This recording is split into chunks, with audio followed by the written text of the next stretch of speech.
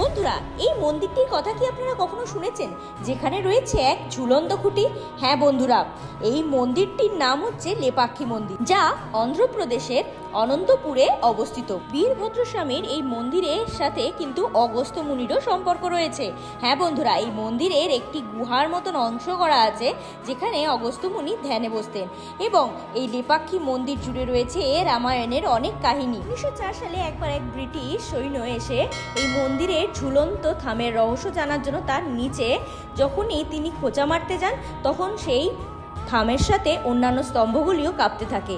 তারপর তিনি ভয় পেয়ে বেরিয়ে যান। কিন্তু এটা আজও আশ্চর্যের বিষয় যে একটি ঝুলন্ত পিলার বা থামের মধ্যে চার দিলে তাহলে বাকি স্তম্ভগুলি কিভাবে কাঁপতে শুরু করে। এ সমস্তটাই মহাদেবেরই কৃপা এবং তারই আশ্চর্য নিদর্শন। তাই মহাদেবের বড় ভক্ত বলে নিজেকে মনে করলে অবশ্যই কমেন্ট বক্সে লিখবেন হর হর মহাদেব। ভিডিওটি ভালো লাগলে সাবস্ক্রাইব।